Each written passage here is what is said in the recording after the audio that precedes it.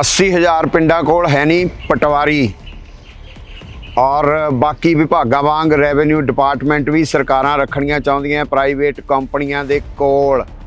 रिश्वत दियां कित्थे पईयां ने बरीक गंढां। पटवारी दोषी, असी दोषी जां सिस्टम? करदे हां कुछ गल्लां।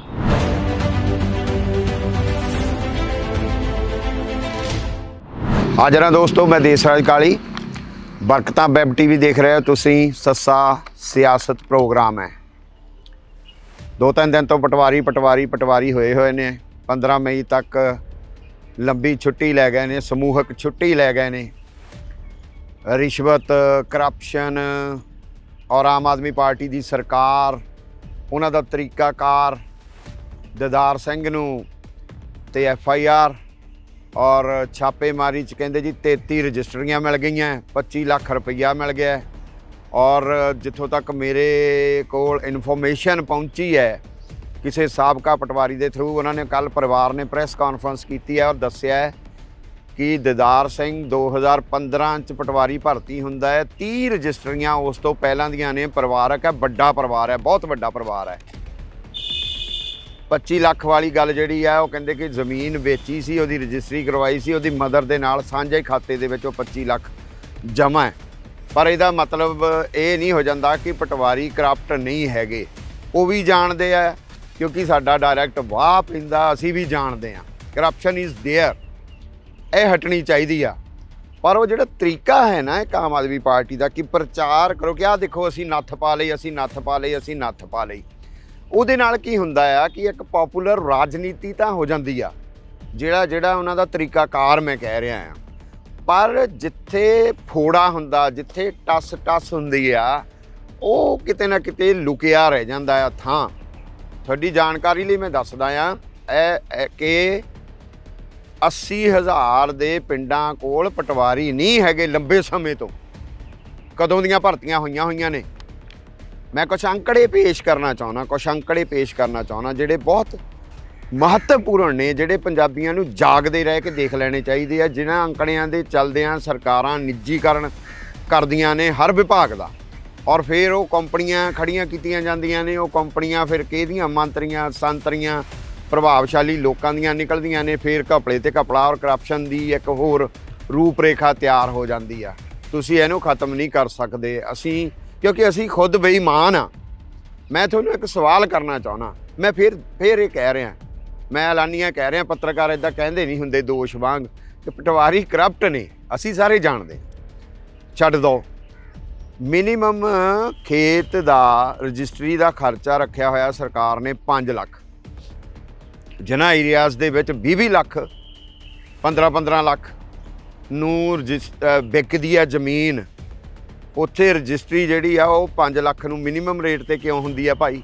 वो 15 लाख दी स्टाम ड्यूटी कौन खांदा है? पटवारी तो नहीं खांदा, वो असीं खाने आ। कदे अपने पीढ़े थल्ले भी सोटा मारीए। करप्शन उत्थे पई है, वो फिर डीड राइटर तुहानूं दसदा है, वो असीं खाने आ। असीं पटवारी नूं पैसे तां दिंदे आ क्योंकि असीं 15 लाख दी स्टाम ड्यूटी खानी आ। भगवंत मान रजिस्ट्रियां कढवा लैण पिछलियां सारियां और उत्थे दा रेट कढवा लेना। आम ही गल है यार, तुसीं जमीन लैण जाओ जलंधर दे विच, अर्बन स्टेट वालों चले जाओ, थोनू 5-5 लाख नूं मरला मिलदा है। उहदी गुणा घटाओ कर लो, उहदे नां ते होईयां रजिस्ट्रियां देख लवे सरकार, कर लवे, बिठा देवे सिट, पता लग जाएगा चोर कौन है। पटवारी क्यों चोर है? क्योंकि असीं पहला चोर आ और बाद दे विच मैं कल ही गिनाया सीगा। फिर पिछों किवें लाइन वजदी आ मंत्रियां तक, किवें पैसे जांदे ने, सारे जानते। एक पटवारी फड़न नाल ये सारा नहीं होना है। पर मैं जिहड़ी तुहानूं तस्वीर, जिस तस्वीर ते मिट्टियां पाउंदी है सरकार, मैं वो तस्वीर दे कुछ अंकड़े तुहाडे नाल साझे करने चाहना। ये तस्वीर है, हालांकि उस इस तस्वीर तो बाद भी जिहड़ी है बहुत पिंडां दा पिंड वधे, पिंडां दा फैलाव होया, शहरां दा फैलाव होया, जमीन दे कारोबार वधे, प्रॉपर्टी डीलर वधे, प्लाट कट्टे गए, होर बहुत सारे, और पटवारियां ते बोझ पिया, हल्के वधे।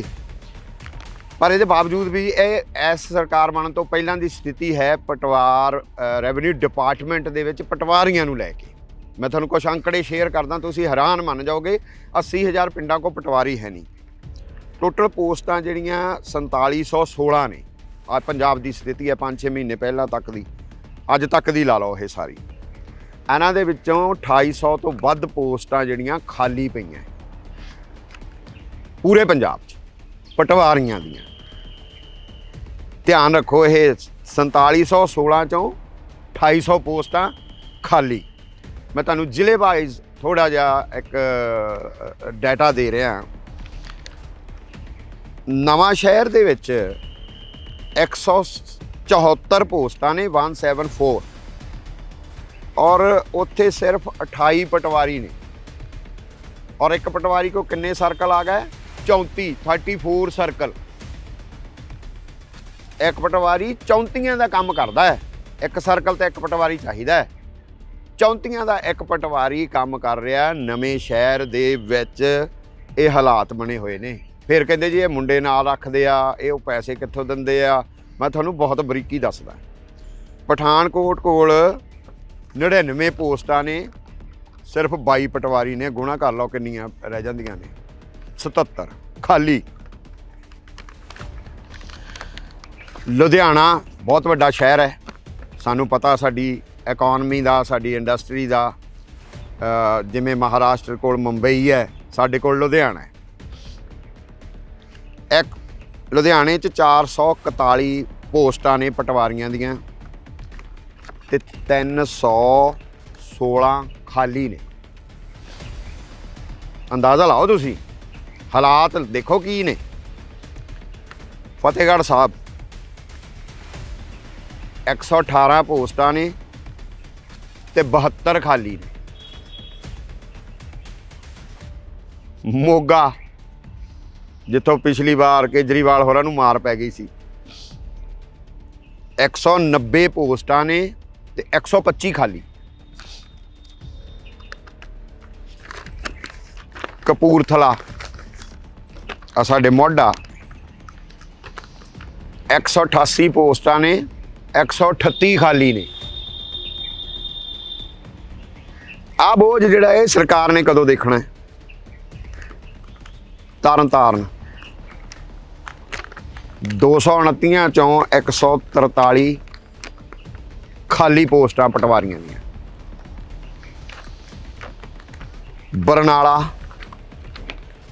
119 पोस्टां ने ते 72 खाली। हुशियारपुर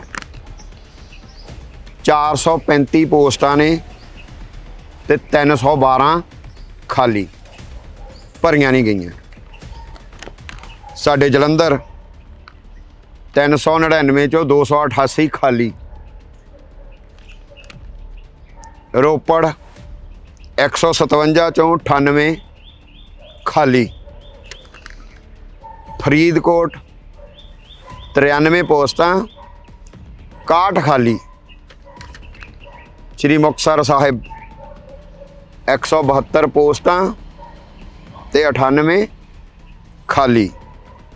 फिरोजपुर 152 पोस्टां ते 103 खाली। ऐ मैं मोटा मोटा दस्सिया है। हुण सरकार ने 25,000 समथिंग भर्तियां की गल कही है। नवीं सरकार ने, भगवंत मान होरां ने बयान दिता है। उहदे च रेवन्यू दीयां पोस्टां पता कितनी है? 8 पोस्टां रेवन्यू दी, जो मैनूं जानकारी मिली। यार असी इन्ना सिद्धरा एनालिसिस क्यों करन लग पैंदे आ? असी इन्ना सिद्धा पद्धरा गल नूं क्यों फड़दे आ? असी दुख दी राग क्यों नहीं फड़दे? असी आ हुणे मुंडे बिलक मर गए, उन्हां दीयां उमरां लंघ गईयां। बेरोजगार अध्यापक यूनियन दीयां रोज़ पोस्टां आउंदियां ने, रोज़ मैनूं फोन आउंदे ने, इहदे ते करो गल, इहदे ते करो गल, इहदे ते करो गल।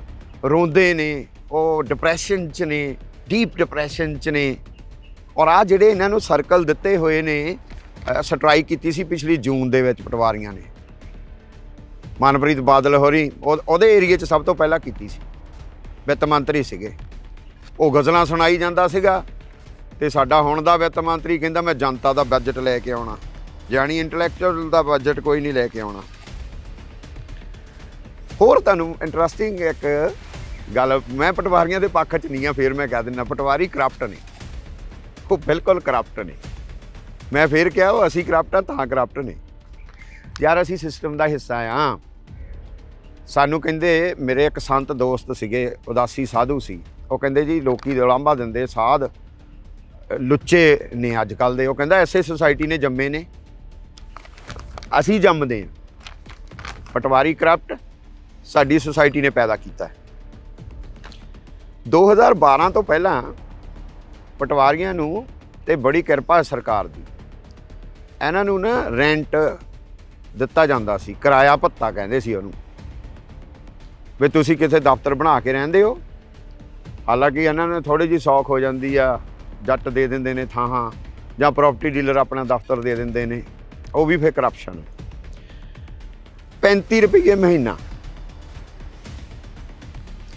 ਫਿਰ ਸਰਕਾਰ ਨੇ ਇਹਨਾਂ ਤੇ ਦਇਆ ਕੀਤੀ ਪਟਵਾਰੀਆਂ ਤੇ, ਕਹਿੰਦੇ ਨਹੀਂ ਯਾਰ 35 ਬਹੁਤ ਘੱਟ ਹੈ, ਇਹਨਾਂ ਨੂੰ ਗੱਫੇ ਦੇ ਦਿਓ। ਕਿਰਾਇਆ ਪ੍ਰਤੀ ਮਹੀਨਾ ਟਿਲ ਟੁਡੇ 140 ਰੁਪਏ ਦਿੱਤਾ ਜਾਂਦਾ, ਤੇ ਜੇ ਕੈਬਨ ਤਹਿਸੀਲਾਂ 'ਚ ਬਣਾ ਕੇ ਦਿੱਤੇ, ਇੱਕ ਪਟਵਾਰੀ ਕੋਲ ਜੇ 5 ਪਿੰਡ ਨੇ, 2 ਬੰਦੇ ਵੀ ਇੱਕ ਪਿੰਡ ਤੋਂ ਆ ਗਏ, 10 ਬੰਦੇ ਆ ਗਏ, ਤੇ ਉਹ ਕੈਬਨ ਹੈਗੇ 8 ਗੁਣਾ 8, 2 ਅਲਮਾਰੀਆਂ ਵਿੱਚ। ਆਪ ਪਟਵਾਰੀ ਕਿੱਥੇ ਬੈਠੂ ਤੇ ਉਹਨਾਂ ਮੋਤਬਰ ਲੋਕਾਂ ਨੂੰ ਕਿੱਥੋਂ ਬਹਿ ਕੇ ਚਾਹ ਪਾਣੀ ਪਿਆਊ। ਸਰਕਾਰ ਕਹਿੰਦੀ ਉਹਨੂੰ ਚਾਹ ਪਾਣੀ ਵੀ ਪਿਆਓ, ਮੋਤਬਰ ਲੋਕਾਂ ਨੂੰ ਬਿਠਾਓ, ਆਦਰ ਮਾਣ ਸਤਿਕਾਰ ਕਰੋ, ਇਹ ਪਿੰਡਾਂ ਦੀਆਂ ਵੋਟਾਂ ਨੇ ਸਾਡੀਆਂ। ਤਾਂ ਪਟਵਾਰੀ ਆਪ ਕਿੱਥੇ ਬੈਠੇ ਤੇ ਮੋਤਬਰਾਂ ਨੂੰ ਕਿੱਥੇ ਬਿਠਾਵੇ 8 ਗੁਣਾ 8 ਦੇ ਕੈਬਨ। ਤੇ ਜੇ ਕਿਰਾਏ ਤੇ ਲਵੇ ਉਹ ਵਧੀਆ ਥਾਂ ਅੱਜ, ਤੇ ਉਹਨੂੰ ਸਰਕਾਰ 140 ਰੁਪਏ ਦਿੰਦੀ ਹੈ, ਤੇ 10,000 ਤੋਂ ਘੱਟ ਕੋਈ ਕੈਬਨ ਨਹੀਂ ਮਿਲਦਾ, ਉਹਨੇ ਫਿਰ ਕਰਪਸ਼ਨ ਕਰਨੀ ਹੈ। ਇਹ ਸਰਕਾਰ ਜ਼ਿੰਮੇਵਾਰ ਹੈ, ਇਹ ਸਰਕਾਰ ਜ਼ਿੰਮੇਵਾਰ ਹੈ ਕਿ ਤੁਸੀਂ ਉਹ ਇਨਫਰਾਸਟਰਕਚਰ ਕਿਉਂ ਨਹੀਂ ਦਿੰਦੇ ਜਿੱਥੋਂ ਕਰਪਸ਼ਨ। ਭਗਵੰਤ ਮਾਨ ਜੀ, ਇਹਨਾਂ ਨੂੰ ਕਿਰਾਇਆ ਦਿਓ 10,000 ਰੁਪਈਆ, ਸਰਕਾਰ ਕੋਲ ਪਾਲਿਸੀ ਲੈ ਕੇ ਆਵੇ, ਮੂੰਗੀ ਬੀਜ ਲਓ, ਤੁਹਾਨੂੰ ਮੈਂ MSP ਦਊਂਗਾ।